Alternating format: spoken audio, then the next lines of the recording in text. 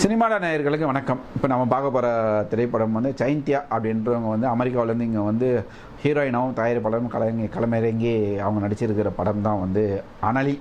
அனலிக்கு அர்த்தம் என்னன்னு கேட்டால், அனல் அப்படின்னா நெருப்பா, அதாவது ஆம்பளை, அனலி அப்படின்னா பெண் நெருப்பு இது அப்படின்னு சொல்லி அவங்க ஒரு விளக்கம் சொன்னாங்க. ஸ்டேஜில் தான் சொன்னாங்க அந்த விளக்கம். சரி, ஓகே. படத்துடைய கதை என்னன்னு சொல்லிட்டு பார்த்தீங்கன்னா, சென்னையில் வந்து மிகப்பெரிய ரவுடி கேங், எவ்வளோ படத்தில் வராங்களோ தெரில, ரவுடி கேங்கு தலைவர் வந்து நம்ம பி வாசுடைய பையன் சக்தி தான் வந்து ரவுடி கேங்கு. அவர் இஷ்டத்துக்கும் கொலை பண்ணின்னுக்கிறாரு, ஏதோ கடத்துறாங்க. அந்த பக்கம் ஒருத்தர் பூர்ணா, நிறைய பேர் இருக்காங்க வில்லன்களாம், இவங்கெல்லாம் சேர்ந்து ஒன்றா பண்ணுறாங்க. இந்த நேரத்தில் வந்து நம்ம ஹீரோயின் வந்து ஊர்லேருந்து வராங்க, தன்னுடைய குழந்தையோடு வராங்க, அப்பா பார்க்கணும்னு சொல்லிட்டு அப்படியே கூட்டிகிட்டு வராங்க. ஆட்டோ வந்து கோயம்பேட்டில் இறங்கி கோயம்பேட்டிலேருந்து பாரிஸ் போகிறாங்க. ஆட்டோவில் போகும்போது அந்த ஆட்டோக்காரன் என்ன பண்ணுறான், போகிற வழியில் யாரோ ரவுடிங்க வந்து பிறந்த நாள் கொண்டாடுறாங்க, நான் போய் ஓசி பிரியாணி வாங்கிட்டு வரேன்னு சொல்லிட்டு வெளியில் நிற்க வச்சுட்டு போகிறான். இவங்களும் உள்ளே போகிறாங்க, அந்த ரவுடி கேங்கில் மாட்டிக்கிறாங்க.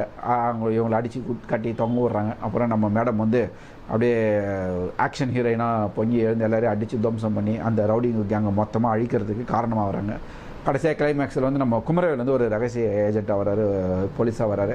ஒரு போலீஸ் டீம் வந்து எல்லாருமே பிடிச்சி என்கவுண்டர் பண்ணி அது இது பண்ணி எல்லாமே பண்ணுது. அது மாதிரி இவங்க வந்து இந்த மேடம் யார் அப்படின்னு சொல்லிட்டு அதுக்கு ஒரு சின்ன ஃப்ளாஷ்பேக். இந்த மேடமுடைய வீட்டுக்காரர் வந்து இராணுவத்தில் வந்து ஒரு பெரிய மேஜராக இருந்து இறந்துடுறாரு. அதனால் அவருடைய வேலையை வந்து இவங்களுக்கு வந்து இராணுவத்தில் கொடுக்குறாங்க. இவங்களும் வந்து ட்ரைனிங்கெல்லாம் முடிச்சுட்டு டியூட்டி ஜாயின் பண்ண வர வழியில் தான் இவ்வளோ ஆக்கப்போரும் நடக்குது. ஒரு பெரிய ரவுடி கேங்கை வந்து அழிச்சிட்டு நம்ம மேடம் வந்து அங்கே போய் பதவி ஏற்றுக்கிறாங்க. இதுதான் படத்துடைய கதை. படத்தில் வந்து ஆக்ஷன் ஹீரோயினாக களமிறங்கணும்னு சொல்லிட்டு நம்ம படத்துடைய ப்ரொடியூசர் வந்து களமிறங்கிருக்காங்க. இந்த மாதிரி ப்ரொடியூசருங்களுக்கெல்லாம் ஒரே ஒரு வேண்டுகோளுங்க, உங்கள் கையில் பணம் இருக்குது அப்படின்னு சொன்னால் நீங்கள் நடிங்க, வேண்டான்னு சொல்லலை. ஏதோ ஒரு கேரக்டர் ரோல் எடுத்துகிட்டு நல்ல கதைகள் எடுத்துக்கிட்டு எவ்வளோ பேர் நீங்கள் சுற்றிட்டு இருக்காங்க. நல்ல நல்ல கதைகளை போட்டு நல்லாவே படம் பண்ணலாம். இந்த படத்தில் ஒரு பெரிய பாசிட்டிவ் என்னென்னா, ஒளிப்பதிவு வந்து நல்லா இருந்தது.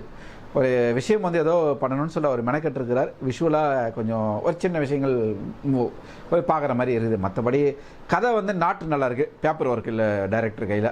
அது வந்து இவங்களுடைய தலையீடுன்னும் கேள்விப்பட்டோம். யார் நம்ம ஹீரோயின் ப்ரொடியூசருடைய தலையீடு, ஏகப்பட்ட தலையீடு இருந்தது அப்படின்னு சொல்லிட்டு கேள்விப்பட்டோம். அதனால் டைரக்டர் வந்து அந்த விஷயத்துலேருந்து கொஞ்சம் விலகினாரா என்ன ஏது அப்படின்னு சொல்லிட்டு தெரியல. கண்டிப்பாக இருக்கும். ஏன்னா இவங்க வந்து கொஞ்சம் ஓவர் ஆட்டிடியூடு தான் தெரியுறாங்க. ஏன்னா ஸ்டேஜில் பேசும்போதே என் படத்தை ரெட் ஜெயிண்ட் தான் வாங்கி ரிலீஸ் பண்ணுறாங்க, கேட்டு ரிலீஸ் பண்ணுறாங்கன்னாங்க. அது யார் கேட்டாங்கன்னு தெரில.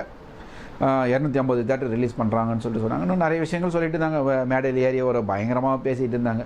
இந்த பேச்செல்லாம் வந்து படம் வர்றதுக்கு உதாது. என்னென்னா, அடுத்த ப்ரொடக்ஷனில் விஜய் வந்து இவங்க ப்ரொடக்ஷன் வந்து நடிக்க போகிறாராம். ஆனால் விஜய் வந்து எலெக்ஷனில் தோற்றுருவாராம்.